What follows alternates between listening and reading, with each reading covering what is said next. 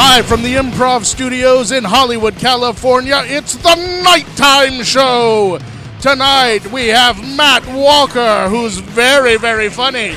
We also have myself, Mike Black, the voice of the Nighttime Show. Our very special guest from Project X, the Green Inferno, Hannah Montana, and the upcoming Death Wish, directed by Eli Roth. Ladies and gentlemen, it's Kirby Bliss Blanton. And now, the host of the Nighttime Show, the man who's taken more selfies than self itself, Mr. Stephen Kramer Glickman! Kirby. See, that's Mike Black just showing that we actually do need him. Because every time we do a show without Mike Black, off, actually. Yeah. it's like the intro's just, it's never the same without Mike. It's never as good when you're not here. It's sadly, I try. You've tried doing it without him? We try. We have other guys sometimes that fill in and they do things, and they're never gonna be. They're not Mike. Be what Mike is. It's not the same. That's why I feel okay when I send texts like, hey, I missed the first one. I'm going to be probably late to the second one. Yeah. I'm glad you guys brought in the 18 for me. Absolutely. Well, only the best for you. Only the best for you, Kirby. Yes. Oh, You thanks. spared no expense. I got a Fiji water right here. Hey, they had three different kinds of water, and I chose the Fiji. I'll have you know. Did you choose right? Is that the right That choice? It was- I don't drink anything but Fiji. They had. No, I'm kidding. You can tell me if I chose it. They had Perrier, they had Fiji, and they had Avion, and I chose the Fiji. What's Avion? It's the one mean that has the Evian? flu in it. Evian. Well, what do you Sorry, mean? my What's bad. it? I'm sorry. Avion it's a flu people get. The bird They flu. bottle it and sell it. Yeah, they in bottle the Beverly bird flu. Hills. Then you definitely made the right decision. It's an old getting the Chinese man in the Fiji. back spitting into a bottle. It's bottled Chinese. Do we give her the disease or the purified water? I only drink Perrier when I want to feel fancy. I'll tell you how that's important just you for me. are. I had an entire Totino's party pizza at home, and I was like, if I eat all of this, I'm going to be even more late. So I you only saved ate half for of later? it. Yeah. That's Wow. good. Good The for other you, half is at bud. home. I started doing that too. I call it the pizza diet. Instead of eating the whole damn thing, I save 2 pieces for breakfast in the morning. That's a really good Like, move. hello. Hello, Well, good move. I'll tell you, made that easier is Little Caesars. If you get the deep dish pizza, it used to be one big deep dish pizza. Now they make you 2 half pizzas. Oh, yeah. So you can Portion just take control. one of them. Yeah, you take one of them, you eat it then, and you put the rest in the fridge and you eat that later. This If you- podcast is sponsored by Little Caesars Pizza. Little Caesars Pizza. Get Pizza, it pizza. right now. Pizza. That's what I call playing it heart smart. Where you just eat one Little Caesars pizza at night and the other 1 in the morning. before your cardio. Get a frappuccino. That is hysterical. Kirby, you and I met through Kendall, I Kendall believe. Schmidt. at Yep. a- He did an episode as well. Was it a barbecue at his house or something? I actually- Horrible barbecue. Oh, he has those. I'm just kidding. Does he have, like, meatless I think barbecues? I met you at set Yeah, on the very we met- first time we we met- met on set yes, because I visited yes. him when you guys were doing Big Time Rush, and then they always his family always throws little get-togethers, whatever. I'm They sure have I these, came They up. have these very nice barbecues at Yeah. their house, except they refuse to use it's Yeah. like grain-free And it's buns. also they have like a friggin' compost and Yeah, there's yeah. a pig there. It's very confusing. Yeah, it's very health It's conscious. an experience It's in an itself. They have Really animals is. running around that you should be eating at the barbecue. Yeah, Yes. you're not allowed to throw away your food, but there's a pig Yeah. that's walking through the kitchen and sitting on the couch. I don't know. Praying for that to happen. It's like, please, someone throw away their food. It's really just a modern version of Green Acres at Kendall's house. I've had one experience with a pig, and it was at like a county fair. And I was a little kid, and I thought I would share my ice cream cone with it. And I was like, gave it a lick. And it ate the whole thing and the plastic cup Yeah, and the paper everything, around yeah. it and nearly my hand. And I was like, these things are terrible. Last time I'm sharing with you, pig. And that's the day you met Stephen Glickman. Oh, Matt. Hurtful. Painful. And I'm just yes, kidding. totally I'm a true. bad person.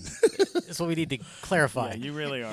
One of the But worst. your mom has a pig. That's My actually mom has a pig. Is it as big as 170 Yuma? pounds. Oh It's my! huge. Then that's It's bigger huge. than Yuma. It's Then bigger than Yuma. Yeah, it's a Kuni pig.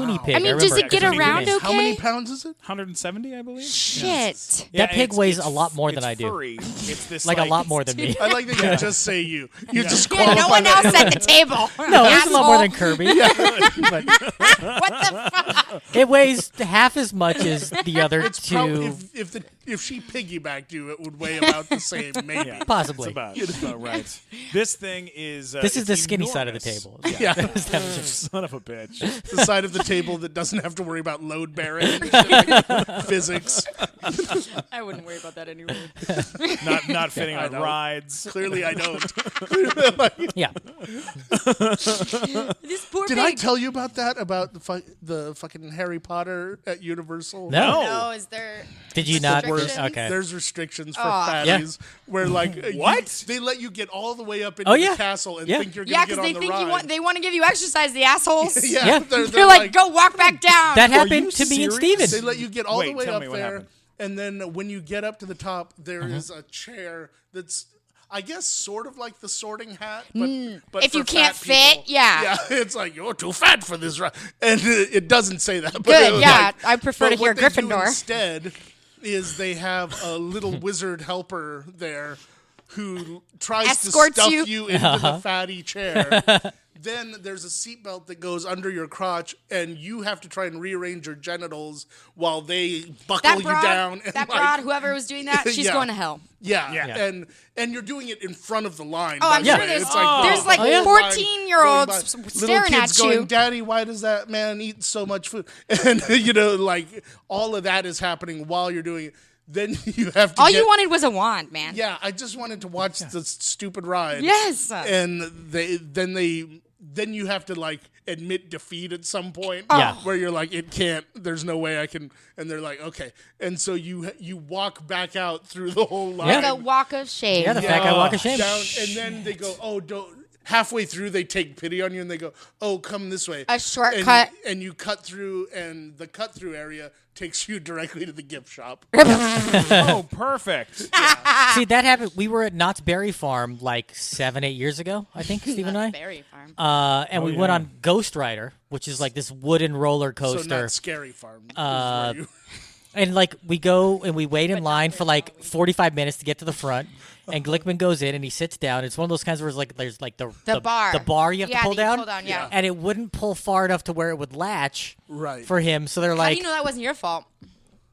I'm just kidding. could have been me. I was sitting sideways or something. Matt had his knees up. Matt was you know. standing the whole time. But so it wouldn't fit. And then they kicked him off the ride. Yeah, And I then- had to do the walk. And of I just shame I out waved of to the him fucking- goodbye as the ride went on And you because sat with a stranger, like a total I'm traitor. by myself. Oh. To be Yeah. fair, at Six Flags, they should have kicked me off the ride. I was right on the border of too fat to be on the ride. And the guy running it, he'd been dealing with people all day. It was like 11 at night. He just kind of like used his foot and Just and shoved it kicked down. the bar Just made shut. sure, yeah. And it shut, but then it went like like maybe Yeah. not, maybe we're not fastened. Maybe you're broken. Yeah, maybe it's broken.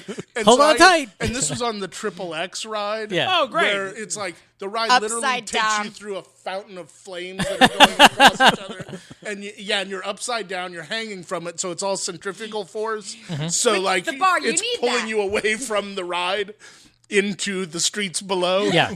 And so Oh Jesus! the whole time I'm like, maybe I shouldn't be on. And the guy's like, it's cool. And so he fine. flips the lever. We go flying off. The ride plays heavy metal while Awesome. Of you're doing all course, this. very soothing. And so I'm like clutching onto the thing for life because I hear it again about halfway through go kunk, and I'm like, no, You no, see I'm gonna die one of those stories. I'm gonna be the ride story. I don't want to be the ride story. And so I make it through the whole thing. I get out and I realize my seatbelt had unlatched. The safety bar was still there, but the seatbelt had unlatched. And they have to help me pry my fingers Because I had a death grip. You were, and I'd never experienced that before. I didn't know you could do that. Your fingers locked? They locked onto the plastic. Oh my thing. God. And they were like, "Oh, this happens a lot. Don't worry." And I was like, "To who?" Click, and they were click. like, "Really old ladies." My God. Really old ladies on the Triple X ride. Oh my God. Well, after it happened to Steven, afterwards, to make him feel better, I bought him a funnel cake. And he said that it was the first time he'd ever had funnel cake. And I was like, how do you get to be that size without ever eating funnel cake? Like, I don't think that's possible. I was just born this way. I was actually born a large Jewish man. you came out with that beard. We're Ruined lucky, his mom. We're lucky Ruined enough to his have mom's another large Jewish His man. first here words with were us today. L'chaim. Kirby, let's talk about you. Yes. Let's Kirby. Speaking of You're The large Jewish man in the room. All right. Let's talk about the elephant in the room, which is not Kirby, but Kirby. about You. I like how your laugh didn't sound like an old Jewish man, but it sounded like an old white gold miner. Let's talk about me. There's multiple. There's multiple. She's got strange great ones. laughs. Yeah. She's got a snort laugh. There's a snort that's really bad. Yeah. Oh, it's so good. very cute. It's so great. It's something. You've been acting since how old? How old were you? When you I think got I was your like first job? 12. 12 years old. Was that Unfabulous? Was that the Unfabulous, first show? very first job that I met like a few people on that job that I'm still very close friends with today. Who would that be? Carter Jenkins is one. I met him on that show, and then through him I met Brittany Robertson, who's still one of my best friends. We ran into you know her too, Britt Robertson. Is, Yeah, she's my Britt best Robertson. friend. Yeah, from you know Britt Robertson from Tomorrowland. yeah, she's in and everything. From, She's got the Dog's Tomorrowland? Can Purpose you- coming out. Oh, my she's got a Lord. bunch coming out right now. she's a big movie star. She's huge. She's got a new. I'm her publicist. She's got a new Netflix show coming called Girl Boss that I'm really excited about. Oh, wow. Yeah, she's huge. That's amazing. I'm very lucky to still have we've been friends for 13, 14 years. Yeah. That's Yeah, fantastic. so she's amazing. You were on that with Emma Roberts Yes, as well. yes. First job ever. Wow, and Melise Zhao. Yes, I know who her too. ended up doing Big Time Rush. Yeah, for a and I run while. into her all the time. Yeah, it's always good to see them. It's good that everyone's still working. That's so cool. That's so great that you're friends with people that you started out with. Well, yeah, it's because- so funny. I can't say the same about like people that I'm not that close with anyone in Texas. Like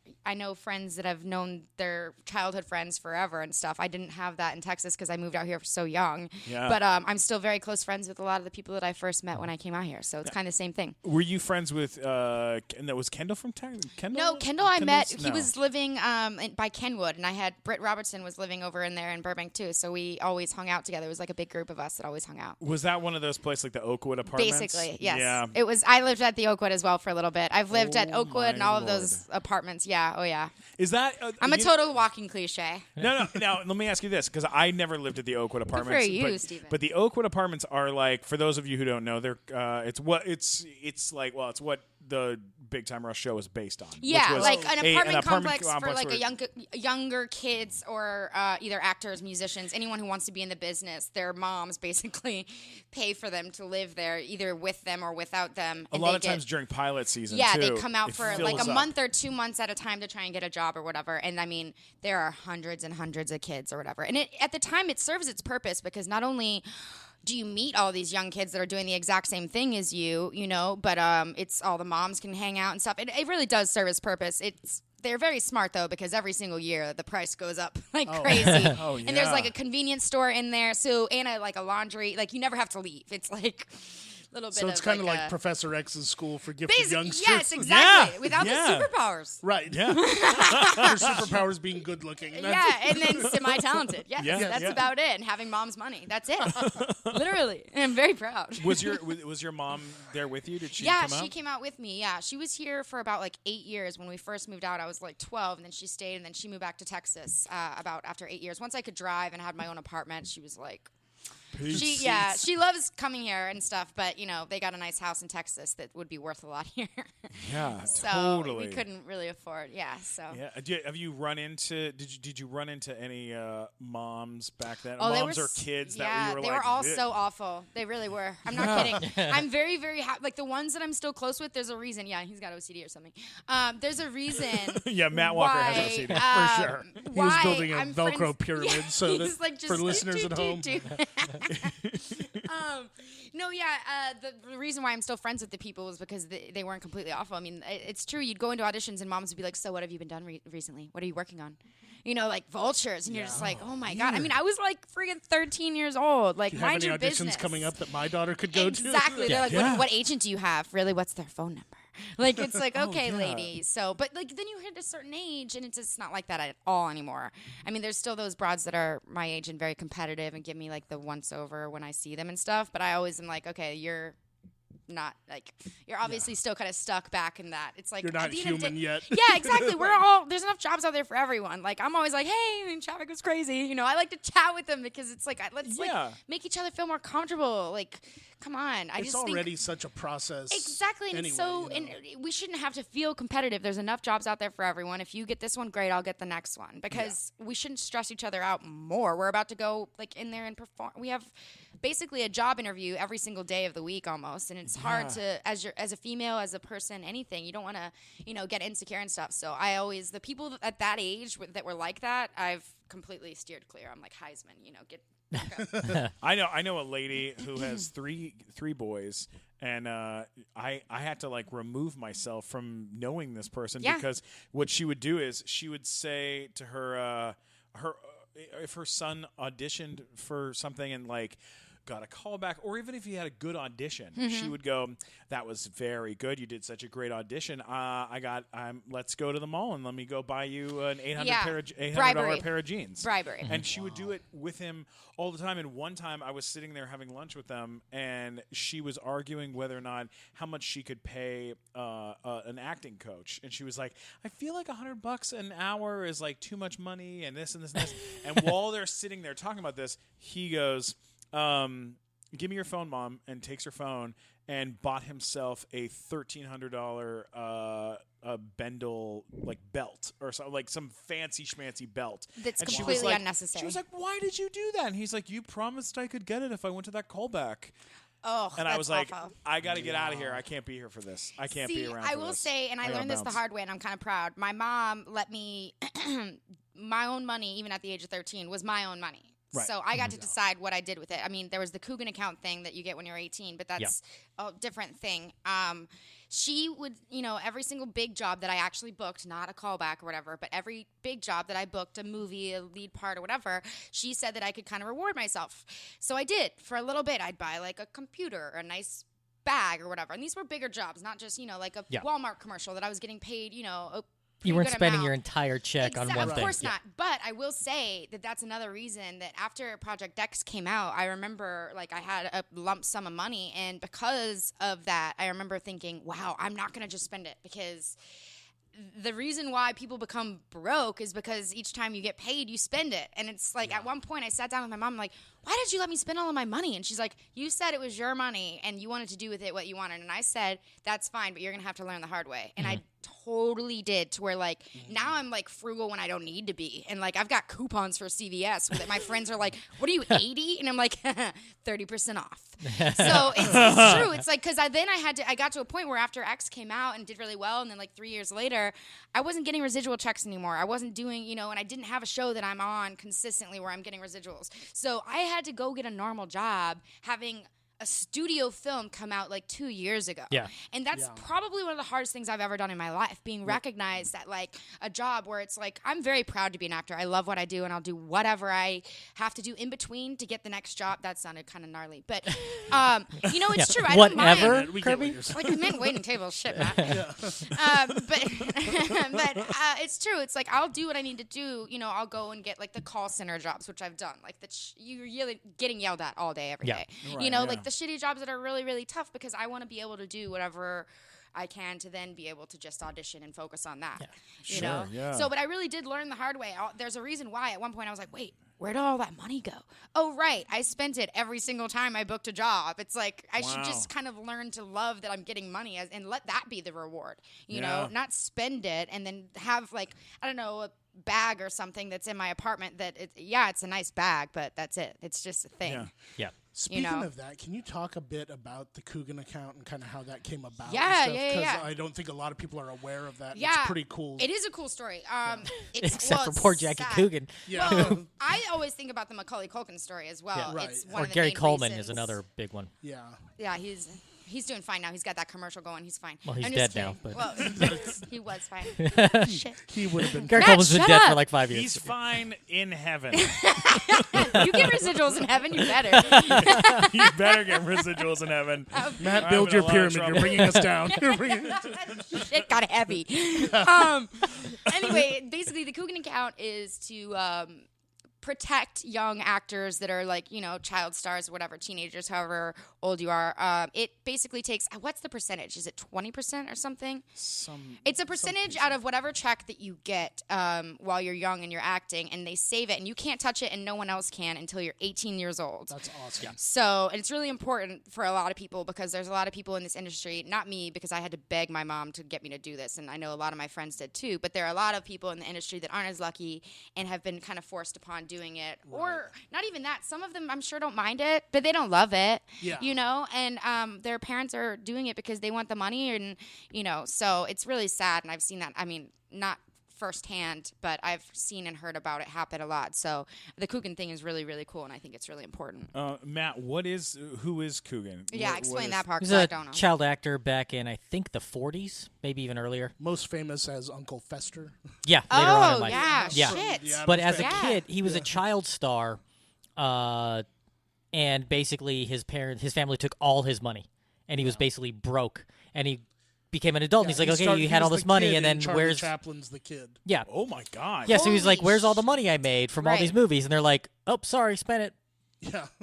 You're on And then your they own. were like, okay, we got to do Tough something luck, to protect ugly. these kids. Good luck getting a job. Yeah. Yeah, so the state of California passed a law back, whenever it was in the 40s, I think. And then they said, okay, if you are a child and you are in the movie business, then we're going to put some money aside that nobody can touch until you turn 18, and then it's yours, and then you can do what you want with the money. Right. And that's what happened. And then there have been cases where that got abused in some ways, like you mentioned, like Macaulay Culkin or other cases like that, where Shirley Temple, Gary I Coleman think, went through that too. I'm yeah, sure. so, but even after the laws were passed, there were problems like, say, Gary Coleman, his parents, because I think at one time it was like your parents would get the money, And then they would have to- they could control it, but then Gary Coleman happened, and then his parents blew all the money or whatever. So then they've done other things now to where it's pretty much locked in. Like, they just put it aside as an interest-bearing Yeah, now escrow they're just account. like, now nobody nobody can touches touch it. it. Nobody can touch Yeah. it but Yeah. yourself. Yeah. Yeah, and then when And you're you 18, then you decide- get it. Right. Like, Thank you God can't for even that. borrow against it. You can't do anything. It's like, it's there, and you'll get it when you get it. A lot of people buy their first car when they, Were you get their Coogan. just looking at some of your early credits of like some of the stuff that you did in the beginning, like Zoe 101 and then Hannah Montana. Was there like a thing? Were you trying to get a show like on Disney Channel or on Nick as a series regular, or how was that? I mean, shit, yeah, that would have been bitching. But at the end of the day, I was like 14, 15, and you can't do a lot at that age. You're not like allowed to do a lot at that age, So all of my auditions would be for Disney and Nickelodeon, which, nothing's wrong with that. But at the end of the day, I kind of wanted to sink my teeth into something, Yeah. 'Cause we're going to talk about your more serious roles shortly, but you're a seriously talented actor. Can we Thank you. pitch Bitchin' Blanton? Bitch and Blanton, absolutely. I'd watch that reality show. Bitch and Blanton. I love it. When you were on Zoe 101, did you get to work with Jamie Lynn Spears? I met her briefly, very briefly. Was she pregnant at the time? She was not. Okay. She was not pregnant. you at the get time. her pregnant? Did you work with Aaron Sanders? She's friends with Carter. I've met her briefly through a bunch of other people. I don't think we met on set though. I met Victoria. Victoria. Yeah. Victoria's great. Though. Yeah, she's great. Yeah. Yeah. I had known through other people. She had done that's the second time that I met her. Yeah, she's cool. Because she's worked with both Britt in the first time, and then she's worked with my friend Thomas Mann. She's worked with a bunch of my friends, actually, Victoria. All right, now you did 2 episodes of Hannah Montana, or more. More? I did only 2. Only 2 episodes. Now, when you were working on Hannah Montana, this is one of those shows that has now changed this woman has changed the face of music. Like, she has, really sunk her, teeth and her face into everything. Who are we talking about? Miley Cyrus. So when you, okay, all right, sorry. Is that too much? Was that a weird intro for Miley Cyrus? No, I Just think go it's- to it. It's Keep the going. exact right amount. No, it's good. I'm just trying to. I would love to hear your question because I have. Now so we're much waiting I'd to love hear how say. she changed the face of music. She changed the face of music. Did she? Did she really? Did she really, Stephen? I don't know. And now I feel like that She twerked with. Yes, Hannah Montana was a big Robin deal. Thicke. I, on the other Wait, hand, hang on a second. Just so we're on the same page with this. The other day, I was at an event and I ran into what's his name? Robin Thicke. The guy from Scooby Doo and Scream. Oh, Matthew Lillard. Matthew I Lillard. love him. And I said, Matthew Lillard, I love you so much. I'd love to have you on the podcast. I'm a huge SLC Punk fan. And Great that movie. movie. And Yeah. he Great went, movie. And he went, really? Are you? And I went, yeah, I am. And it's a great movie. And he goes, is it great? And I went, yeah, it's great. It's good. It's a good movie. And he goes, well, it's always nice to meet someone with bad taste. And I was like, son of a bitch. I was like, I really did like the movie. I I'm did like, too. kind of a Shit, do I fan. have bad But taste? He's not a big fan of his older I, stuff. I freely admit that. Oh I have yeah, bad because taste. now he's such a serious actor. He's a very serious. Well, he's I'm just yeah, saying, come on. know. I don't. Yeah. My Yeah. thing is never bite the hand that feeds you. Sure. Okay, Yeah. that movie got him a lot of opportunities. So Yeah. if someone comes up to me and says, "Dude, you were awesome in Hannah Montana," I'm gonna say, "Dude, thank you so much. That was forever ago. I've changed a lot, worked a lot, but thank you so much. I, did my best as a 16-year-old. You know, I totally get. Like, it. It's come the on. best of both worlds. But like oh good Miley, lord. Miley The fact that I got Cyrus, that joke, I'm embarrassed. oh my god! But like Miley Cyrus went from like being like she was like one of the first that I feel like I've really seen huge child star. go from being a child star where she's like, "Hi y'all, nice to see y'all," to like being like sticking her tongue out. And having, Here's my vagina. yeah, here's my vagina. Yeah. Here I'm wearing a giant penis on stage. You Yeah. know, You You like wouldn't think that would work. yeah. For her, it did. For her, it did though. It really did. I think I'm gonna take a different path. Wait a minute, I- sex sells? Yeah. I just haven't seen. I haven't seen it happen on that scale in my No, lifetime. she definitely aside from did Miley something Cyrus. completely different. Because 100%. But she managed to maintain a huge fan base. A lot of people have that drop off where they're a big star as a kid and they become an yeah. adult, and then it's just sort of either dries up or it changes Well, substantially. especially when you switch gears that hard. But yeah, I mean, she Yeah. went. You know. Yeah. Yeah, And so- she's still a huge star, just as big as she ever was, which is. I don't know. I'm not the biggest fan. All right, well, Yeah. I'm not please a tell me. fan of Well, him. Please tell me about the show. I'm just saying. Tell me about being on the show. So was Tell she me mean about on set? the Was she the whole thing? a bad coworker? She's very young. This is her first thing, and it was her show. She made that very clear. And yeah, I was supposed to be doing more episodes, and I didn't. So Did she only respect What? authority figures with mullets? Is that it? I don't even think she respected her father in that time of her life. Were I you? don't know. Were you? She didn't want me to be on any more episodes. Is it because you were like too cute? Matt? Oh my god! No, I don't know. That's but she's totally why. That's gotta be she's, why. Was she very- jealous? That you'll have to ask her. She's very difficult. She was very Miley, difficult do at the that podcast age. so I can ask you that. She was very difficult at that age. It was her first show. She wanted to be the main thing, the star, the most attention given, and that's totally fine. I was like, I get it. I'm the awkward blonde. I'll be over here. Like, psh. But the thing is, she was really close with Mitchell at that time, and I was playing his girlfriend. So it became like very. What's interesting is we're all very young. She was younger than I am, and the fact that she got to make some of those choices business wise because of personal relationships, I found extremely inappropriate / unprofessional. Well, you can't let a kid run But that's her show. just me. I don't know. Yeah. I Tell also that to have run into her Nickelodeon. since, and yeah, I don't know, she's not very nice to me, but she's very nice to some other girls, very nice to some other girls. So who knows? I've seen the photos on the internet. That's amazing. That's what an incredible situation. What? Like, Anyway, I'm especially- just saying, like that whole little spiel. I was like, well, ask me the question because I'm ready to answer. That's incredible. Well, let me tell you this. I'm 100% on Team Kirby when it comes to the Kirby yeah, versus me Miley Cyrus too. fight. Yeah. Well, I don't know. Yeah, I just at the end of the day, I'm just like, there's no reason to be competitive as females. We should all empower each other. Yeah. I agree 100%. I think We were also very young. I'm sure if the circumstances were now, I doubt that she would have been that way. But it was but- very petty and jealous, and we were very young, and she was very young and had a lot of power at a very young age. you were I both- would You were never. both blonde girls on the same show. Like, was there a weird? Emily wasn't that way with me. Emily Osment was never that way with me. So Yeah.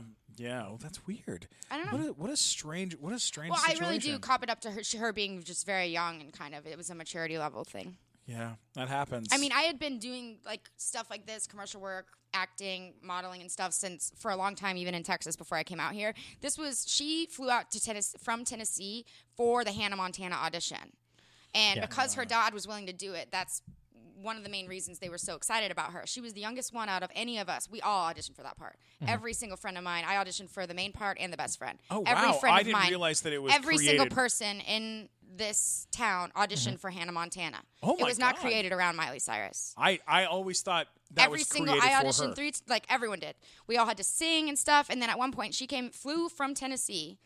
I was really close friends with Mitchell at this time, and he got the part completely separately. But then got to like test with her or get to know her. So she came out to Oakwood at one point, and Mitchell and I were hanging out, and like this little itty bitty girl, tiny, came out, and she's like, "Hi," and she had like 3 teeth, and I was just like, "Who the are you?"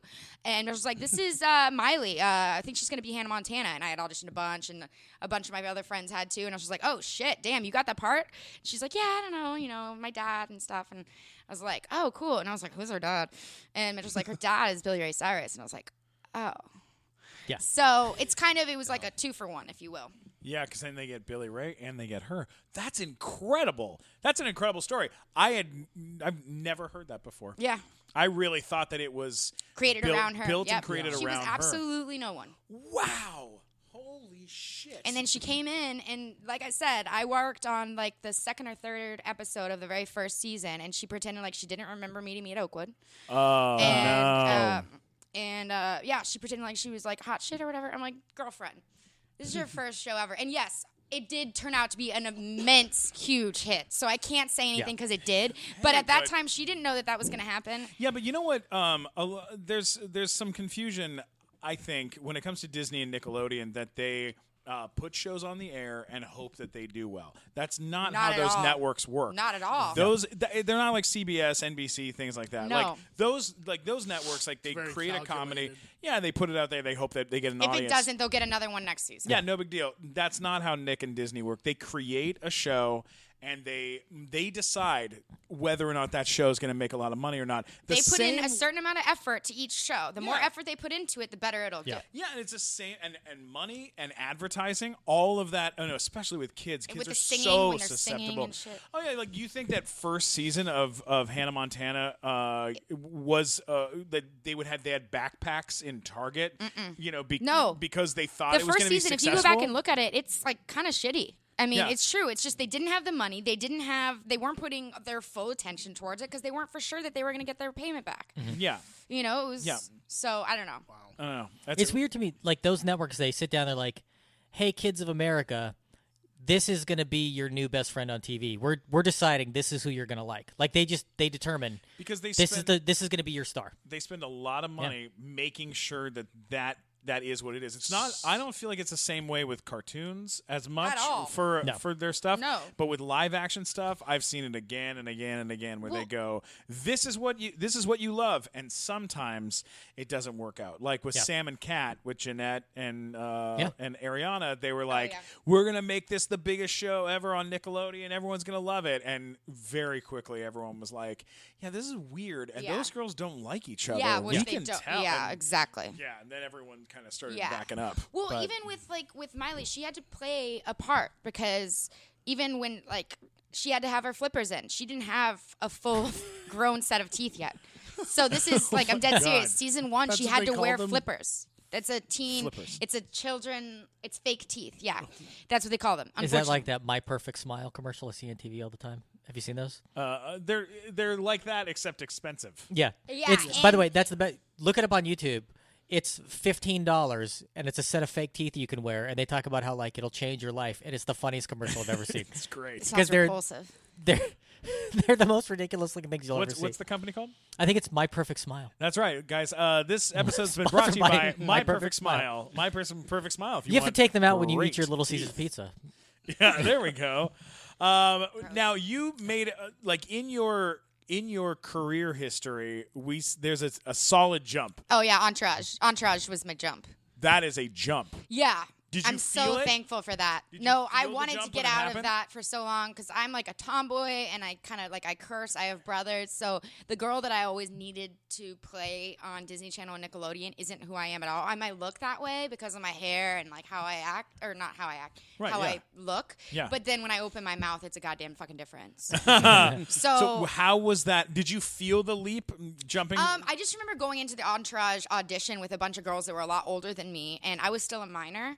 And I just remember being like, shit. And I love the show. My brother liked the show. So I was just like, okay, this is going to be really cool. I got the job. They even said at one point, they're like, look, we weren't supposed to hire minors for this, but we loved you. And I was like, okay. And it happened to be that I played like the hot girl at the party, at this one party, which it's actually like one of the best episodes, I think, of Entourage. It was called One Day in the Valley, and it's when they go to the Valley party. Oh, yeah. He has his almost famous moment on the top of the roof. Of course. I played the hot girl at that party. Oh, my God. So that's the amazing. best part is that it was supposed to be one day of shooting, and in the episode, it's supposed to be the hottest day in the Valley. Yeah. It happened to be freezing and raining, so I got to work 3 or 4 days as opposed to just one. So got to meet Jeremy Piven. Kevin Connolly helped me with my homework. My set teacher kept getting mad at him for helping me with my homework. Like, oh my God. I got this one dude fired because he came up. It was like a barbecue party, right? And I'm a minor still, but I'm playing a high school student. Yeah. This one guy thought it would be funny to put like a hot dog, a wiener, edible Yeah. hot dog, in his board shorts as if it was his schlong, Right. like through his, and look up and say, hey, look at me. And I was like, what the? And I told one AD, or one AD saw it and goes, she's a minor. And he got asked to leave set like that. Whoa. So yeah, it was it was crazy. But that was such a cool experience for me because it was the first time I got to actually like be on like I call it my big girl set experience because everyone was actually treating me like an adult, and I actually Some to a criminal level. yeah, someone flashed me a hot dog, so I was like, I've made it. Yeah, I totally. was sexually I am harassed on set. respected now as an actor. I love it. That's awesome. Did that kind of make you, like, as far as like figuring out kind of your path after that? Did you kind of stick I to realized that? I wanted to do kind of not more serious, not that Entourage is serious, but I really wanted to do like 3 main things. I wanted to do drama, comedy, and action, like for the rest of my life. You went on to do, In-Betweeners, which is Oh yeah, that was comedy. Yeah. comedy, but also kind of dirty. Yeah, it's definitely dirty. That didn't do too well though. Yeah, well, MTV, they're very cool though. It's a They're cool very place to cool. work. I love MTV. I do. It's because of it was an English show first, and it just didn't translate. It didn't translate at all. Yeah, that's understandable. Yeah. What about the movie Scar or Oh, yeah. Ball Don't Lie? Ball Don't Lie. Yeah. What That was is the Ball first- Don't Lie? Yeah, it's about this basketball player. I guess that's like a terminology, like ball don't lie. Like if the ball bounces off and doesn't go in, they say ball don't lie. There's It's a similar movie about testicular cancer. A lot of people don't get confused. I wasn't in that one. Yeah. No, that was a movie. It was really great. That went to Tribeca, and that's actually how I got signed with William Morris at a very young age. Which one, Not with Scar them or Ball anymore. Don't Lie? Ball Don't Lie. Scar was my very first movie I've ever done. It's on Netflix now. I That turned was 16. That's what the was Scar about? it's the prequel to The Lion King. Yes. It's about Scar and Yeah, Mufasa. Ball Don't Lie is Ludacris and Roseanne Arquette. Yeah, and lots of Ludacris other is in that. There's a great bunch of people in that one. That's all like a long ass time ago. Most recently though, I just did. I worked with Eli too. No, Oh, wait we'll a get second. there. We're Okay. getting there. Project X. Oh, Let's oh, go to yeah, Project X. X. Yeah. Now this was a breakout movie for you. Yeah. This was a big movie. It was also a breakout movie for a guy that we know from stand-up, Jonathan Daniel Brown. You know Jonathan? Ugh. JB's such a piece of Unfortunately. work. Yeah, he Yeah. really is. That's a one word He has for not it. made a lot of friends in the comedy community. I'll tell Really? you that. Matt, Why? Why? Did you ever hear about the meltdown he had at Chris Neff's room? Oh, I've heard some stories, but not comedies. Like from Like some he got stories. punched on stage What? at the Firefox. Oh shit. There's a bar show in the Valley that Oh my we've all God. done That's a bunch why of I don't times. go to his shows anymore. And he was antagonizing. He got on stage and he started just yelling at the crowd and antagonizing them to the point where somebody walked up to him on stage and punched him in the face. And he had been such a dick That to was everyone me. else involved in the show that nobody went to help him in any way because my they're just like, fuck that guy. So he ran out of the room. Wow. And then he started like calling people on the show. He's like, hey, how come you guys didn't help me out? Whatever. They're just like, well, because you're a dick. And Yeah. they didn't care. Oh my god. And Yeah, then he he- was like gonna sue somebody over. have any It's money. like, but it's like you're gonna sue comedians who don't have any money. Like you're the most successful financially out of all the comedians here, and you're broke. So Yeah. But also, nobody he has was any living money. with his parents up until after the movie came out. So all of us had spent a lot of our movie money on rent. Yeah. Yeah. And he lived with his parents up until maybe like 4 or 5 years ago. So I mean, I'm Ay, sure ay, he ay. has. That's not fair because all of my residuals went to. Yeah, Yeah. I'm sure he's got To pay his actual money bills, Still, yeah. So Yeah. But also, just funny story about JB. Please. Fucking the guy in Project X with the flamethrower. Yeah. He is a big comedian, I guess. Used to do Rick Mad Shapiro. Drugs. Yeah. Jonathan, JB used to drive him around. Used to be his Oh, assistant. that's a whole lot of crazy in one car. And so imagine showing up on set. Shapiro, he shows up on set and he goes, JB, I know you. You drove me around. That's a good impression. That's actually a pretty good that's pretty Shapiro solid. impression. Yeah. Rick Shapiro. Wow. Thanks, guys. I'm impressed. Thanks, guys. Yeah. But JB is a piece of work. Although I will say he is probably one of the only. I mean, Miles and I will text randomly. I'll say congratulations because he's a big ass movie star now. But he's the only one that'll text me back though. I mean, Thomas is super busy and working on a bunch of movies. He has Skulls Island about to come out, Kong Island, whatever. Yeah. He won't text me back. He thinks he's cooler than me. So I will say, no, it's true. We all were nobodies when this movie came out. So it means a lot. No, I'm not. I don't need the pity. Good for him. I always, anytime a movie comes out for him, I text him and say congratulations. But JB and I are the only ones that'll still, if he needed something right now, I'd be there. Wow. We had that happen with Whitney Cummings. We were all like friends with her I doing love open Whitney. mics. She's cool. And then she became a Blew star, up. and then she just dropped all her old friends. Yeah, it happened. Well, she dropped you. She dropped you. She did have a lot of comics come into audition for her shows.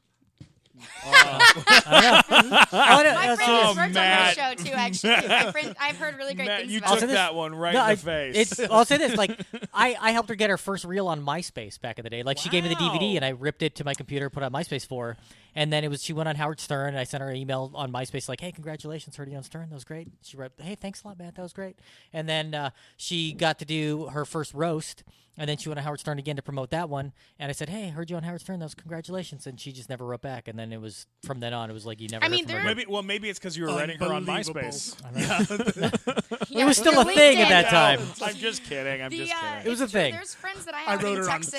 Friendster, and I wrote her on MySpace. And Earthlink, There's friends of mine or friends in Texas. Prodigy. I wrote her on They Prodigy. came out of the woodworks that I didn't respond to, but that's because they were mean to me in high school. There's a difference. Anyone who comes the ones that come out of the woodworks and are like, "Oh my God, Kirby, congratulations!" I'm like, "You were such a bitch to me in high school." So that's different. Though. Yeah. I have people that I've cut off. Oh, I'm just. And it You feels can't. You so have to. good. It feels so good. You're just I like. tell them, you were such a bitch to me in high school. This is what I did. Why are you congratulating me now? You hate me. You Yeah, hated me. congratulations on being wrong about me. Thomas Mann has gone. He's gone on to do some stuff. You That's to who I him? was just talking You were just about. talking about him. Yeah, well, fuck that. No. He's a great guy. just kidding. I just think he's very busy. He's busy. He's doing being things. politically correct. Yeah, I'm letting Miles tell her too. He's Wow. busy being That politically is a- correct.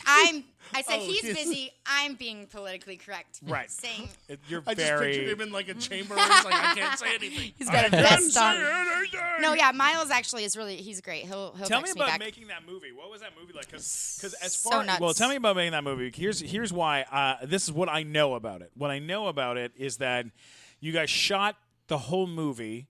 And then Had to go back and shoot a lot of Very it again. expensive, It was yeah. very expensive, and it was Very. produced by someone. Todd Phillips. By Todd Phillips. Todd Phillips is the man. I had to audition for him like 16 times. At first, I was supposed to be like the hot girl, and then they realized I was too like close. I did a table read with Joel Silver and everyone, and they said no, she's too like chummy with the boys. She can't be the mean hot girl. So then I'm now like the best friend who he kind of ends up with at the end. So there's a lot of stuff that moved around, and once they found the main people that they wanted to be in it, then they kind of wrote it for us. So then I became Kirby. I wasn't Betty. It was my name was gonna be Betty.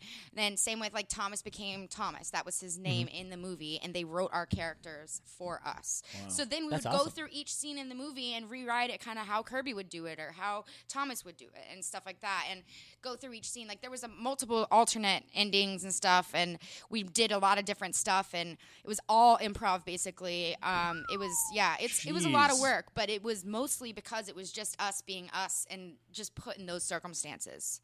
Wow. So, but it was crazy. And then we also had, because of the party stuff, we had 2 weeks of straight night shoots where you go at 6 p.m. and then they send you home with breakfast at 6 a.m. and then you sleep and then come back. Oh my God. Yeah, 7 days a week. So That's a lot. yeah, it was a lot, but it's crazy because we weren't allowed. We had a lot of conversations with producers and stuff about how we're not allowed to drink or do anything like that. Of course, there's 300 extras that are coming with their own fun party stuff in their little backpacks, so they're all fucked up all the time, and we are getting in trouble saying you can't get fucked up because then they will, and we're like they already are. So it was crazy. But at one point, I just I don't need to drink. I'm exhausted. Like I'm just like they're like thump track because you don't know what music is going to be played when obviously. So they just have to go, and that's what you have to dance to. Yeah. Right. And so at one point they're just like thumb track, and we're all just like pretending to dance. We're exhausted, so it's not hard to pretend to be delirious or drunk or high when I'm like, ready to go to sleep. I'm like thumb track.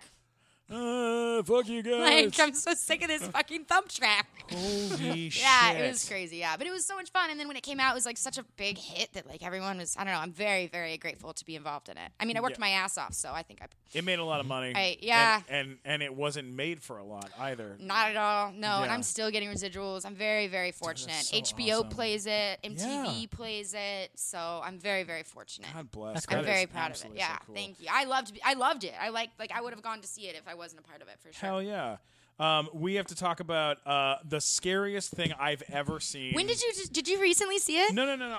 Kirby, I watched this right when it came out on demand. I didn't go see it in the theater. I watched it on demand. Better that way, probably. Yeah, and I watched it during the day because I didn't want to watch it at nighttime because I am a very soft, emotional person, and I get You're sensitive. You're a delicate sensitive. flower. I'm a delicate flower, and so watching scary movies not easy for me to watch, especially at nighttime. Were you alone? I was by myself. Okay. I turned it on during the middle of the day, and I watched the film in the middle of the day.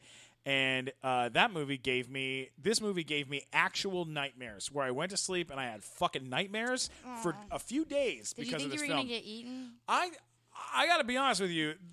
This movie we're talking about is The Green Inferno, which was an Eli Roth film, and you're in it, and it's fucking terrifying. It is. If you haven't seen it and you're listening to this podcast, you need to get the movie, buy the movie, and then watch it because it will fuck your brain up. Yeah, it's crazy. They should have made the tag The Green Inferno. It will fuck your brain up because it really I think was. our tag is no good deed goes unpunished. Yeah. Okay, so this is a film. Mike, have you seen the film? I have not yet. Okay, and Matt has not seen the film. No. I've I've seen seen the it. film, and you've seen the film. Here's what the film is about, guys. It is about a team of Greenpeace, types, activists who go to the College rainforest to save There's a this piece village. of the It's village. this village that's going to be, construction workers are coming to abolish it or whatever, and they decide instead of just doing some, protest picketing type thing that they're going to actually, go there and do something about it, It's the whole idea of the beginning of the movie is, one tweet, a retweet won't save, some village in the jungle in the Amazon. You have to actually do something about it. So it's a lot like the last Rambo. He's like, you ain't changing it's nothing word unless for you word go just like that film. It is just like Rambo. In fact, I exactly am like Rambo. I would see that movie. You think I'm kidding? I would fucking make that It's movie. over, Kirby. I will sleep over. in the Man Chinese parking lot waiting for Perfect. tickets. I'll be there to too. see that movie. I love it. I love it. But yeah, so they decide instead of just doing the whole, social media thing that they're going to actually go there and do something about it. And what happens is the village that they were intending to save or whatever basically takes them hostage or takes them captive or whatever. Well, wait a second. Well, They- before, okay, go hang ahead. on. Okay. So They fair. go. They're trying to save. which They're part trying you're to talking save this about. village, and then they kind of win. They did it. Yeah. They do a live stream. The live stream gets seen all over the world, and everyone's like, "Oh my CNN god!" picks it up, you They're know. like, "We're gonna stop cutting down the trees and knocking down Amazon. stuff, the Amazon for today. We're gonna stop, right?" And so everyone's like, "Yay!" They get in their plane to fly home or to fly away. Back, and we're all cheering, having cervezas, partying and And shit. 'cause we're as proud. they're flying, hands down, the most incredible. I'm so proud of this. Special effect I've ever seen in my life. It when wasn't it comes special to effects. No, it wasn't. They did it for real. Like A basically. 360. No, it was. It was, we got yeah. into an airplane that went 360s. I literally hit my head 4 times. A body was flying on. The plane crashes. Bodies are flying out of the plane physically, and it's not done in an effect. It's done like on screen in camera, where people are We being had a stunt yanked guy out. actually be yanked out. He had this parachute thing that went, and it actually, all of it was real. We're in the Amazon, so let's just say say SAG wasn't there. Yeah. We got away with some shit. Yeah. Let's just say my safety was in 4 jeopardy. stuntmen died. Yeah, our safety was, So they end up getting captured by the group that they were trying to save, and that group puts them in these bamboo cages, and then one at a time, this group of They're people, cannibals. eat these so Americans. they take us hostage or whatever. They're all painted too. There's like 3 really good stories about this actually. Is Please that tell me. the villagers? Those are real villagers. They've never once seen a movie before. We showed them their very first film. It was Cannibal Holocaust, and they laughed the whole time. They thought it was funny. You showed them Cannibal Holocaust? That was Eli's idea. And I also had to see it, which I did not appreciate. Thank you very much, Eli Roth. But so that they would get an idea of what what they a were movie making. is. Oh, no, yeah, even what just they were. what a movie is. They don't have movie is. electricity. They've never seen running water. They don't have cold drinks. This village where we went, it took us an hour drive and an hour boat ride just to get to where they were. At one point, Eli is like scouting or whatever, and they're on this river, and he goes, "Wait, what's all the way down there?" And the guy, what's his name? Coco or whatever, who had kind of done some scouting for him beforehand, goes up and he goes, "Oh, that's just a little village, you know." And he's like, "Well, can we go?" He's like, "Oh, it's untouched land. Like they don't have electricity, they don't have anything." And they're like, he goes, "That's where I want to shoot." Coco's like, "What? No, it's an indigenous tribe. They don't even do any, like, no, you can't do that. It's almost like a What? world. If we stop there, we're not allowed to give them things because there's a hierarchy. If we gave one little girl a piece of candy, like then they would it's a whole system that if we came in, it would be ruined." I know, it's crazy. Wow. So So for you're saying 2 you weeks ruined straight, a no, poor we village. Didn't ruin it. He's so negative. Trying to make a movie worst about person. saving a civilization. We you didn't ruined ruin it. one. It's just we kind of we're bothersome to them for a little bit, but we built them. Wow, you are learning steel- from our new press steel secretary. roofs. Hang on a We second. built them. I know. I'm trying to tell a story. We built them steel roofs and stuff. We built them a kitchen and stuff. So we helped them a lot. But I'm just saying that yes, we changed their pattern of living for a little bit for 2 weeks. So they. I'm picturing like a 1960s kitchen, like a full-on, like nice kitchenette. Like I from a never game saw it. show. All I know is we were eating lunch there, so we built them a kitchen so that we could eat too. Holy crap! Wait, this is mind blowing now because I wanted to shoot you- a movie about making the movie. I think a lot of people would go see that because it was this crazy. I went to a Peruvian hospital twice because I had an allergic reaction to the bug bites. Oh I yeah, almost you got could eaten totally alive- have sold like alive. the behind-the-scenes Yeah. stuff for this. Yeah. So we went to this real village, and these villagers were those cannibals. We taught them how to be You taught them how extras. to act. Be basically. extras. So the Oh guys my that are pulling me God. by the very beginning when I'm getting out of the boat. Yeah. He was Fausto. He was so sweet. And anytime when he's pretending to be rough with me or whatever, anytime after when they would say "Cote, cote," he would be like, "Are you okay?" And I'm like, "I'm good." We can't speak the same. He doesn't even speak Spanish. He I speaks can't. Quechua. This is outrageous. I know. I wish we had another hour. But so for real, he would be like, "Are you okay?" And the older women, they were so sweet. They had never seen like a girl with long blonde hair before. So in between takes, it's the hottest ever. It's like 100 degrees and humidity is ridiculous. So I'm just sweating profusely, right? They would pull my hair off my neck and blow on my neck. Never once did I mention to them that I was hot. How could I? I can't speak Quechua. They saw we communicated without speaking.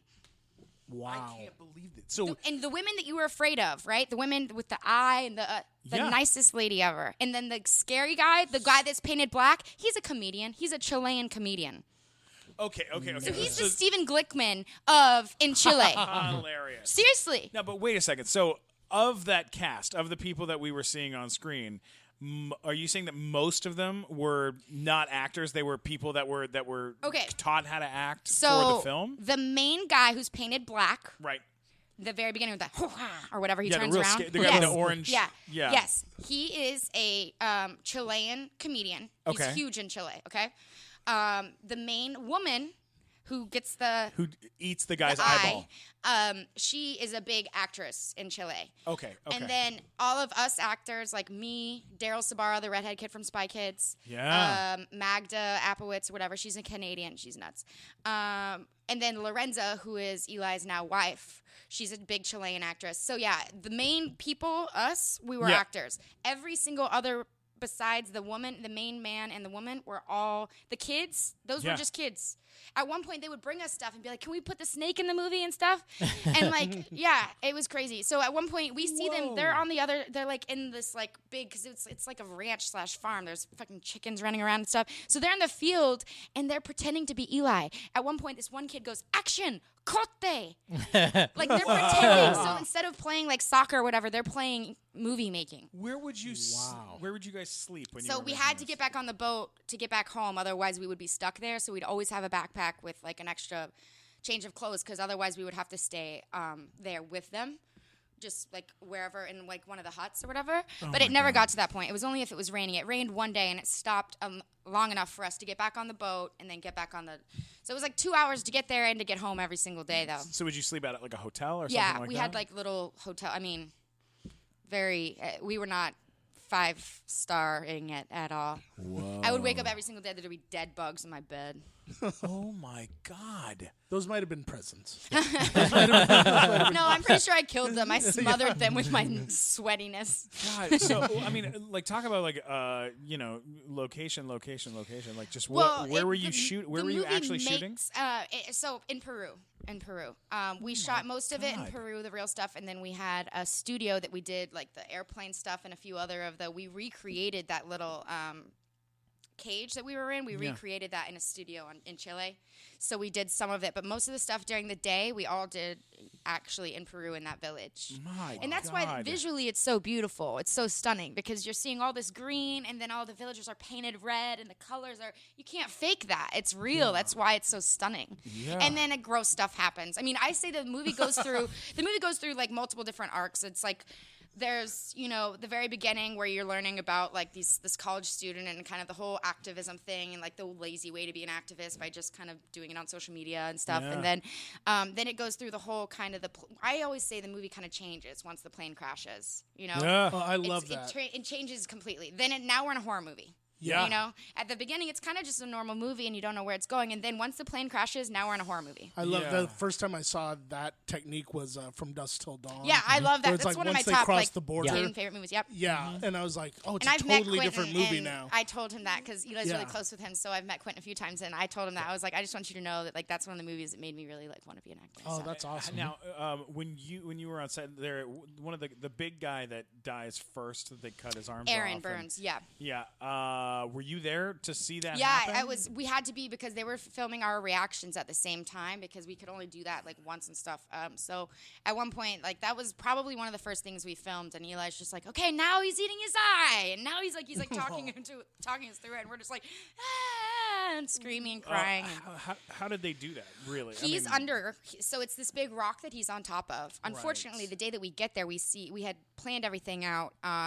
The inside is all carved out. Right. So his whole body's sitting underneath there, but it was infested with these huge ants. So we had to put like all this burlap and stuff under there, and it was so bad. Every single like prosthetic thing we had in my mind, there was always an issue because getting stuff there, and then K&B were great. They helped a lot with our prosthetics, but it was very difficult to get things there. And then once we had them, to be in the middle of a fucking village and to assemble them and make everything work and the blood pumps and stuff. It's just very difficult. You don't have normal things like you would on a normal set, Hey, if you go back to one, there was no walkie-talkies. There was no 10-1. We had a friggin' porta potty. And no hardware store nearby. No, of course not. And no. Sort of stuff. So there was always like an issue. But with that, so after we got it to where it was safe for him to actually be in there with all of the ants and stuff, and they were fumigated out.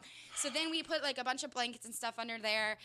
He basically had to have this part of his body underneath that thing with a bunch of dead ants, and then they put his fake body on top that's completely ready to get chopped up. Mm-hmm. Yeah, that's amazing. The fake eye thing was basically he just closed his eye and they put this like piece of plastic prosthetic right here and a bunch of blood, and then the eyeball is actually you just get a melon cutter and get a pear. Mm-hmm. And then you get these like little stringy things and put them on top, add some blood, and it was like, and then she ate it. I ate one. Fuck. Wow. It was now, a pear. how did you die in the film? I'm very proud of this. Eli had like 3 different ideas. At one point, I was going to get like skinned alive and a bunch of other stuff. Spoiler alert, I guess, if anyone hasn't seen the movie, I guess I would say... You've already given away almost the Yes. entire movie, I think. It doesn't.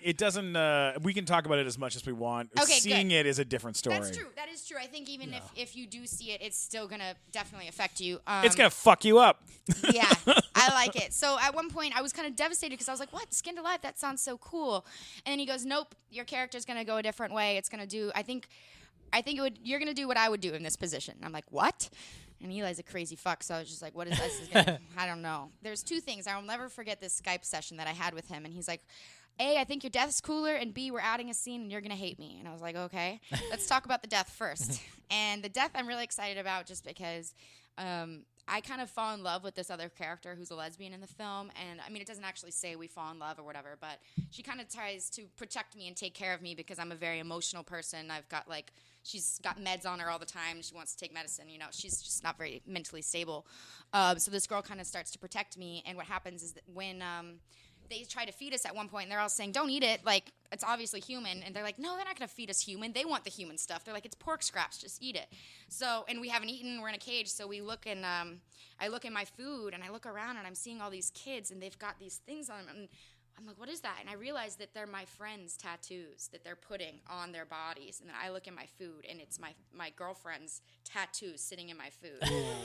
So I then just break that, and Oh, and you slit and your I throat. slit my throat. I realize we're on podcast. I shouldn't have done that. I just mimed Slitting your throat. slitting my throat, It's which very is impressive, though. You guys have Isn't missed a helpful lot at of the this podcast, actually, yeah, I forget by that it no one not being a can video No one podcast. can see me. So then I break the bowl that my food's in and slit my throat with it. Hardcore. And I only had one take to do it because we only had one of the prosthetics. So we had to bury this little rock in the ground next to me because these things were legit, like clay, whatever.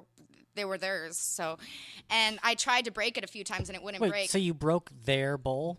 I These think it poor was the villagers? least. I mean, we Their gave him one a fucking bowl. kitchen. They only Matt. had one bowl. We gave him a kitchen, Matt. The community bowl you broke. Tiny, it was fine. Community All right, it was a prop. Fuck it. Anyway, so we had to make sure that I could break it because I'm, whatever. So we hid this little thing, and I finally got to. They even had to do something Of course, underneath it. sure. Yeah, to where it would break, and then I got it to where I could finally do it in one, and then it was crazy though, and I did it in one take. It was crazy. And that village is still gathering mud to No, make what's- another bowl. They thought it was funny. They thought it was really funny watching me slit my throat. They thought it was really funny. Oh my god. Yeah, and then afterwards, I would come and show some of the older women how there's a slit because it was my fake neck or whatever, and do this, and they're like, oh, and they tried to touch it. They were fascinated by it. They thought it was the coolest thing. They'd never seen it. Yeah, Oh my god. yeah. I mean, is Eli always says there's amazing. the movie that you write, and then once you get to set and whatever, there's the movie that you actually make, and then there's the movie that you actually edit. So there's three forms of it, And I mean, I remember reading the script and I was just like, yeah, that's never gonna happen. And then we actually go there and I'm like, holy shit, we're doing exactly what it says. And then once you edit it together, it literally did. It was crazy. Oh my god. It was nuts. I know. It's a visceral experience. Well, seeing, I had to see it multiple times because we had kind of issues with the distribution and release. It was supposed to be released in 2015, and then it was, anyway. Blumhouse saved us, so I always say thank you to Jason Blum and Blumhouse because they saved us. But Open Road and stuff was supposed to. But anyway, it came out a year later. But I had then gone to 4 or 5 screenings. I had been to Tribeca with it. We'd done a screening at the ArcLight AFI Festival. So I'd seen it multiple times with an audience and stuff, and it never ceases to amaze me how people react to it and how people react to each death and how people react to when we first get woken up in the boats and stuff. Yeah. So I mean, I've seen it 100 times, but still seeing or witnessing other people see it for the first time is still pretty fun for me. I'm such a fan. All right, we're gonna talk about a couple quick more things. You were in a Chris Brown video. Is that right? Yeah. Wow. See Breezy in the building. How is that? Yeah, he's really great. Everyone asks me, Jonathan Daniel Brown, because he's got so many spot-on jokes, asked me if he hit me. Right. Sure. He didn't. Right. Yeah. He actually directed the music video, and he was a great director. I happen to just know a few people, and he was just like, "Wait, do you want to be in this?" And I was like, "Really? I was just hanging out on set." Okay. They're like, "Were you in that movie?" And I was like, "Which one?" No, I'm kidding. I'm like, Nice. Project X. And so he was like, "Oh yeah, I liked that. You can play my friend." And I was like, all right. So I just am one of the girls who comes and like picks him up to go to the club, and I don't know. I chat with him, and that was it. I don't know. I didn't have to dance or show my booty or my titties. It was amazing. That's amazing. I just got to be like the blonde broad that's like clothed. Guys, don't bother watching the video. Oh, come on now. Have you done like? I've done music videos. Yeah. Have you done other music videos? Like Yeah, I've done Mike Posner. Do you know who that? Like, baby, please don't go. Yeah. I've told Kendall I wanted to be in 100 of his when he was doing his own stuff forever ago, and then I've done a bunch actually. They're not on my IMDb though. I don't think you're allowed to put them on there unless because Chris did that. Have you been asked to be naked in things or? Yeah, I have. I don't do that. Yeah, no. Nah, it's just like I don't know. I don't know. It's not that I like am frowning upon anyone else doing it. I just think it has to be for the right thing, and I don't know. My What parents kind of would project kill me. would you do that for? I probably wouldn't, Matt. But Just wondering what we need to pitch. Matt's getting his keyboard ready to write that project. I will write that film, says Matt Walker. My parents are from Texas and are pretty close-minded. I've had a hard time for them to see. My grandmother told me that Project X was the worst movie she's ever seen. So there's no way. Oh, I don't care. No. I'm just saying there's no way that I could get away with that and still be able to come home to my hometown. I also wouldn't do it. I respect myself too much. How much do you like your hometown, Kirby? No, well, look, I mean, I don't at all. I can tell you that, but I respect my family members. So of course. No. I would never do that. And you're a young lady, you know. Well, I'm 26. I'm not that young anymore. I mean, in comparison, I was 16. But I'm just saying, at the end of the day, I'm grown up enough to know that that's not what I want to do. Oh no, it makes sense. And in comedy, it's always ratchet and looks raunchy. I only asked because you said that you didn't have to get topless to be in the music video. Well, I was saying because most music video girls have a big old booty. Yeah, it's like a hoochie thing. Yeah. Yes. So I was proud that I got to just be like a normal chick. I'm happy for you. I think that's awesome. We got to wrap things up shortly. I know. But sorry. but before we wrap things up, I'm going to throw a couple things out at you, and you tell me a little something about them. All Hit right? me. Hawaii 5-0. Oh yeah, that was so much fun. Did you go to Hawaii to shoot? Yes, it was so great. Awesome. I worked like 3 or 4 days and was there 6 or 7. And they do this thing where they tell you can either go first class by yourself or invite a family member or a friend, and you can then go coach.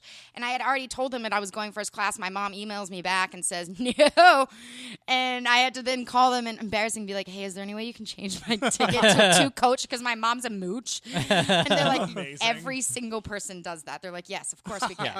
So it was really, really fun. We got to stay in a nice hotel, and like it was so much fun. Oh my God. They tanned me too. I had to get like 2 or 3 spray tans because they were like, you don't look like you live in Hawaii. Yeah. I show up and I'm just like, Ivory. Yeah. Oh my She's God. almost as pale as me. Almost. Almost. My dad's a ginger. Oh wow. Oh, well, there you go. He's more gray than anything now. Really? Yeah, I'm sure Barry would love for me to share that. Just pale. Yeah. Tell Me How I Die. Oh yeah, that movie just came out. I like that one. It's really cool. It's about like these college students who go to do like this drug kind of trial test thing for money, and then they kind of start having like weird premonitions and stuff. Oh, yeah. So if there's a theme to your work, it's do not be a college student. Yeah. Basically. Yeah. I didn't go to college. Horrid Awful things things happen happen to to college I didn't go to students. college. Look at me. I'm kick-ass. Yeah, seriously. I'm just kidding. And you got to work with Nathan Kress on that from iCarly. Yeah, who's yeah. growing up. He's all grown up now. He's a married man now. I've got to meet her, and he was very excited to get married. That's for sure. Suicide Note. Oh yeah, the Suicide Note. That was a Lifetime movie I did. I have another Lifetime movie coming out shortly as well.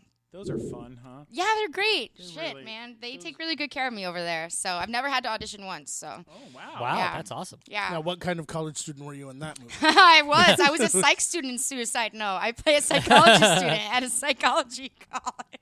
Oh my god! And technically, I only have my GED in real life. So Yeah. Well, you have What that about- look right now where like killing the game. they're going to use you for college stuff. Oh, you could probably yeah. Yeah, you could probably you're still gonna pull be- off senior in high school. Well, that's the problem is that even like Eli was making fun of me when I was in Montreal. I was like, oh, I really wish that I could, play certain parts. And they're like, Kirby, Project X came out like 4 years ago. No one's going to believe that you're still in high school or college. Yeah. And it's true. It's like, I'm kind of, and that's what sucks about auditioning right now is I'm kind of in a weird, I can't be the student, but I can't be the teacher. I'm in a very strange age range Grad right school. now. You look So- like I could play a I'm sitting PhD across student. from you, and you look like you could be a student in college. You Yeah. do not. I Look, hope so. I would Yeah. love to work as that for much longer. I feel like the casting directors in this town are just like, you sick of me playing that age or something, because I went in for 30 or something earlier and I had to wear a freaking blazer, and I am not about that life. No, you do not look like a 30-something-year-old. Thank you. I hope not. I get Works at a carded all the bank. time. I get Yeah. carded. Yeah, I mean, people think I'm 18 years old. Yeah, no. Maybe like Reese Witherspoon. I'll bring my in Legally skateboard in with me Blonde. next time or something. Yeah, you you know could what do. I mean? You could do like. Bring like a basketball. Yeah, I mean, wear what you're Ball wearing don't right lie. now. The T-shirt you're wearing right like now. what you think implies I don't you. know. A basketball. What do the kids do now? Basketball? I don't know. A skateboard. Should Ball I bring don't a lie yo-yo? about age. I bring in a thing of Jacks. I love it. Hula hooping into the room. kids Wait, are you guys doing these saying my days? Yeezus T-shirt, ages me? No, I'm saying wear the Yeezus T-shirt. The Yeezus T-shirt helps. I think it's Oh what man, the kids are wearing these I'm days. trying to be hip, man. You're very hip. I know that you just wrapped a movie in Oh yeah, I love talking Montreal about this. Yeah. with an incredible talent. Yes. A really wonderful fella, Mr. Bruce Willis. Yes. Tell us a little bit about this. Yeah, that was so sick. Eli, basically, I was doing the Lifetime movie I just mentioned that'll come out relatively soon. I'm not sure when, called Killer Mom. But basically, I was there, and I got an email from Eli, and he's like, hey, so there's this part. I'm doing a movie, Death Wish. We're in Montreal. Can you send in a tape? And I was like, well, I'm working on another movie right now. Like, I'm literally in a lot of scenes and stuff. He's like, okay, as long as you get it to me by this day. And I had told one of the first ADs to help put me on tape tomorrow during lunch. Yeah. And scenes got switched around, and he couldn't. And I was devastated. I was like, no, I have to get this in, but to Eli. I told him I would, and it was past the day that he told me to do it. And I text Eli, I go, okay, if I get it done tomorrow, is it worth still sending? Like, did you already find your girl? Because scenes got moved around. Trust me, I made a big deal on set. Everybody knows that I need to do this today. Can I send it tomorrow? And he was like, yeah. We still haven't found it, but definitely send it to me ASAP. So the day after or whatever, I did it all by myself. AD didn't do it. My wardrobe lady was in there running the lines with me. And nice. Yeah. She's so cool. And I did it last minute. I had to upload it to Dropbox. I don't know how to do this crap and send it to him and stuff. And I was like, there's no way. It's a day late. He said if it were up to him, he could just hire me. But it's an MGM thing. It's not Eli's thing. It's a whole studio It's a huge big thing. big So chain of yes they and need no's. yes, no, check mark. And he emailed me 2 or 3 days later. My manager was like, yeah, we didn't hear back. And I was like, okay. And I was like, dude, I just want to thank you for even giving me the opportunity. I wanted you to know that if you send me something, even though I'm on set, I'm going to do it. He goes, Kirby, I just saw your tape. It was incredible. What are you talking about? I was apologizing to him thinking I didn't get the damn job. He's like, Kirby, I sent it off to the casting director. We loved you. We're going to try and send you an offer. And I got paid pretty much almost as much as that whole movie for Lifetime for the few days on the Bruce Willis movie. Wow. Now- Because Eli took really good care of me, and I only worked the one day, but it was with Bruce. My character is this girl who works at a gun shop. Now, is and, that a remake of the Charles Bronson movie? Yeah, the Charles Which Bronson is film. Jeff Goldblum's first movie. Oh wow. He plays a Wow. rapist Rapist. Yeah. who rapes Charles Bronson's daughter Jesus Christ. and kills his wife. Always with the rainbow gems Yeah. over here. This guy, Sparkles and candy. As if getting raped isn't bad Oh, enough. yes. Getting raped by By Jeff Goldblum. Yes. Oh my God. But yeah, that was. No. I know no means no. But still raping. Still raping. Oh, I love him, Jeff Goldblum. Not the rapist, Oh my Jeff Goldblum. God. But yeah, no, the Death Wish was really cool, and I appreciate that Eli, gave me the opportunity again. He's the man. Amazing. Did you This learn is- a lot about guns and stuff while you were Yeah, I doing did. that? I got to go to a tactical. I got to go to the range there because we had to do. I shot the stuff with Bruce, me in the actual gun store. But the reason he comes into the gun store is he sees a thing on Facebook or something of actually me doing this tactical shooting. So we shot that out in Simi Valley when I came back from Montreal. We did a whole day of actual tactical shooting, and I got pretty good at it. They were thinking there was just this blonde broad that was just gonna come out and no, I'm from Texas. I got fucking good at it. Yeah. To where at one point I they wish were like, everyone could have seen the miming of gunplay that went with that. pew pew pew. No, it's true. I went out there, and then after the first hour, they're like, okay, we're gonna do this, but we were gonna have someone else shoot or you shoot and then edit and then you say the words, but I think you can do it. And so we go. Literally, there's all this stuff I do. It's called 3-gun shooting. Did you ever see that thing of Keanu Reeves training for John Wick 2? No. Well, he was at the exact same tactical range that I was. And it's called 3-gun shooting because what you do is you have a semi right here, a pistol right here, and then a shotgun. So you do the semi and you go, brrr, and then you have the thing, you push that around, you grab the handgun right here, you go pew, pew, pew, and then you run up to the next thing, and you get the shotgun, and you go pew. So You go pew. pew, Pew. bam, bam, bam. But yeah, I mean, That's the first time I've ever heard a shotgun go pew. Love it. it was a lot louder in person. We need to get our was cool. voiceover guy back in who does sound effects. Sound effects, yeah. Yes, please. This has been so much fun, and we have so much more we could talk about. I know. I'm but, sorry. I'm a chatty cat. No. You're the best. And what's coming up next? Yeah. What do you have coming up next? No, I just got done doing that in Montreal just a little bit ago, and then it was the holidays, so I haven't had any auditions. I'm just auditioning, getting the next thing So going. hire Kirby. She's out of Yeah, work. She needs she's it. the coolest. She's awesome. have to get her to do a gun presentation for the nighttime show. Yes, please. That would be the That best. If we ever would do be a the best. We'll demonstration- make a little video I before can you show take off. you the video of. I'll have to show you the video of me shooting. Please do. It's really cool. Kirby, where can people in the world follow you, find you, and look for you? I only have a Twitter and an Instagram. I don't have Facebook, but my Twitter is Kirby B Blanton at Kirby B Blanton, and then my Instagram is at Kirby Bliss. Nice. That's terrific. about Mike Black, where can people find you in the internet? My Instagram is at Mike Black Attack, and it's Mike Black Attack for all social media. Yes, it is. What about you, Matt Hawker? Just go to funnymatt.com. I got links to everything there. Or Kirby, she can check out mattwalkersucks.com, which is where she's going to want to go and talk about this performance. Absolutely. Oh, that's a real thing. It's a real website. It's a real thing I have, yeah. Do you try? What? Okay. Yeah, and he says horrible things, and then people write. No, they're write not back. necessarily horrible things.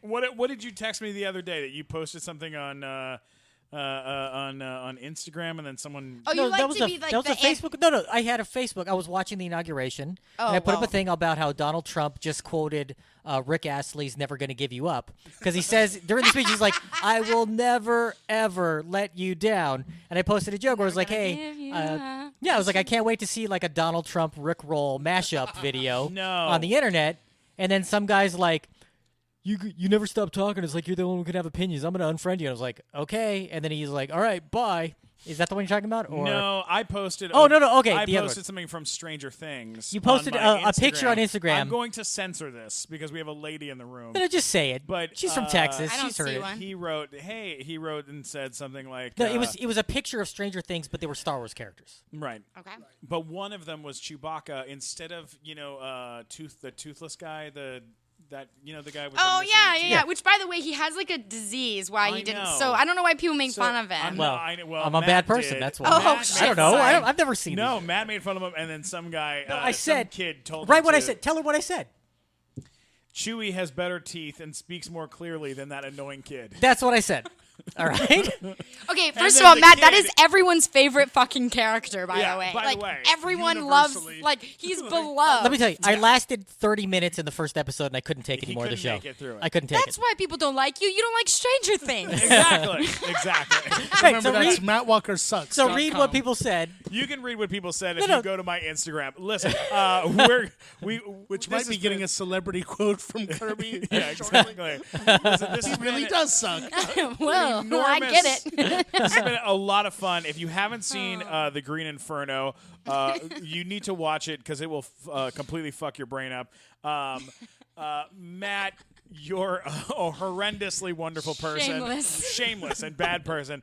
Matt, Mike, thank you for being here, even if it was only for one episode. And Kirby, I adore you so much. I love you, Glickman. You're the sweetest. Thanks You're the again for best. listening to the Nighttime Show. Don't forget to subscribe and leave messages and share it. We love you. Thank Positive you. and text reviews, all the 5 stars. 5 stars. Destined to